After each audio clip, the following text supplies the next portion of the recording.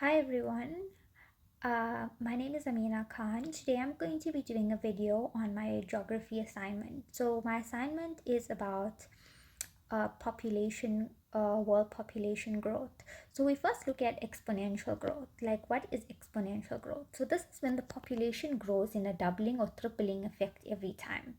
And then we look at overpopulation. This is when the population exceeds the environmental carrying capacity of a place.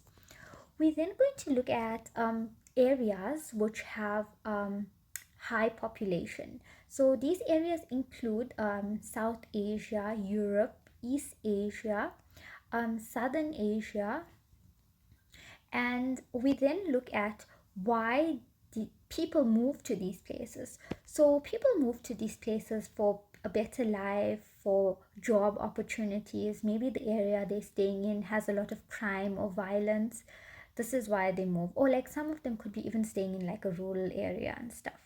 Then we look at the arithmetic formula. This is the total population divided by the total area. This we then look at why it's important for geographers to use this information. And then this essay also discuss how the birth rate can be lowered. So the birth rate can be lowered by taking contraceptive pills, by educating women, by also putting in policies where the government could like tell people to have like a one child policy where you're only allowed to have one child so it doesn't cause overpopulation. We then look at the demographic statistics, and this is the description of a population and their characteristics. The indicators are the death rates, the birth rates, the life expectancies, etc. Then the places with the high natural increase rates are the sub-Sahara of Africa. Then we look at the demographic transition model. This has 5 stages. Each stage plays a role. So we start off with the high stationary, then we go to early expanding, the late expanding, the low stationary, and the declining. We then look at the population pyramid.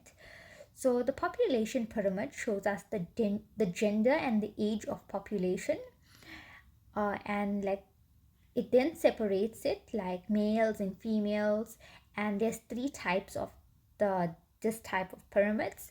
You get expansion, contraction, and stationary.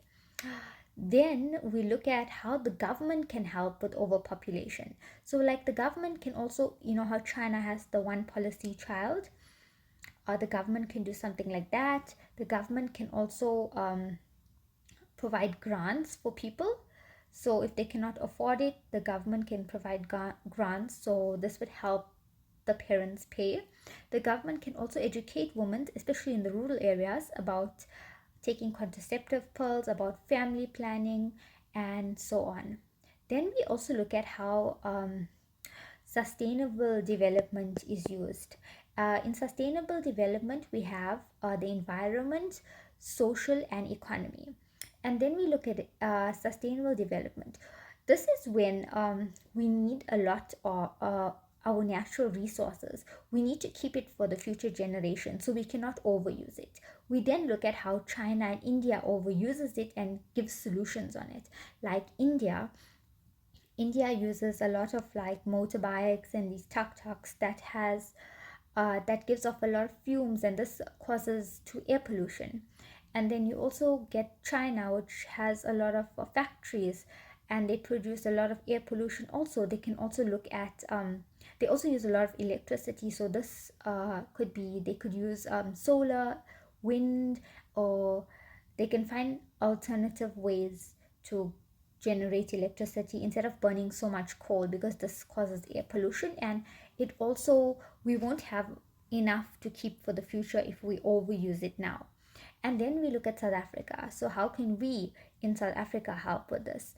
We could use less cars on the road. We could use more public transport. We could try to install solar panels. Thank you.